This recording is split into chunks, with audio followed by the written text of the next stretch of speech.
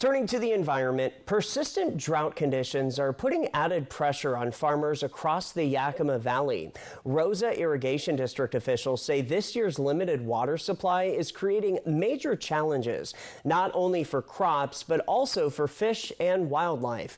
New at 6, Apple Valley News Now's William Albert shows us how growers are trying to adapt.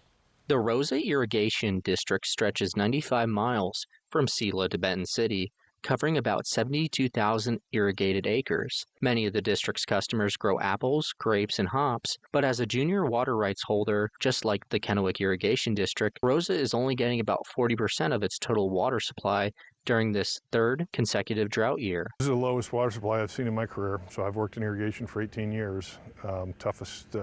Toughest year for delivering water to farms, and also that applies also to fish and wildlife because they suffer during a drought. Revel says the district works closely with the Bureau of Reclamation, especially in years with low snowpack. Our working relationships with the Bureau of Reclamation are very strong. They're in a tough spot. I mean, they're looking at a water supply. It's not their fault that we didn't get a strong snowpack, and a lot of it depends on how the snowpack comes off. I mean, how much there is and when does it melt. The district, which started prorating water on May 20th, says they always keep growers in mind when controlling the flows. In the Roza District, our growers lost over $100 million during the 2015 drought in current dollars. And so when we're making decisions, we understand that it's not just their farms that are on the line.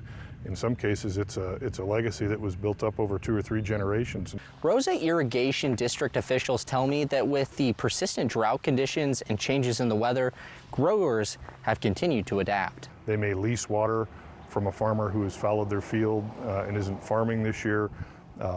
Many of them have followed 20+% of their farms this year in order to make it through, and part of that's based on market conditions, because we've got a really tough market for apples right now. Revel says one of the biggest challenges growers face is finishing their crops on time. About 2/3 of the crops come off after September 15th, and so we're hoping to run into latter September, but that's a big challenge for growers, that even if they don't have a water supply from us, to be able to finish those crops.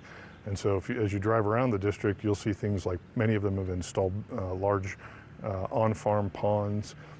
Some of the most efficient irrigation in the world occurs here. The Roza Irrigation District says it's doing its best to support growers and stay optimistic through the continued drought conditions. In Benton City, William Albert, Apple Valley News Now. Okay, William. Irrigation officials say they're hoping for more snowpack next winter, and lack of water can greatly affect the size of shape of crops for local growers.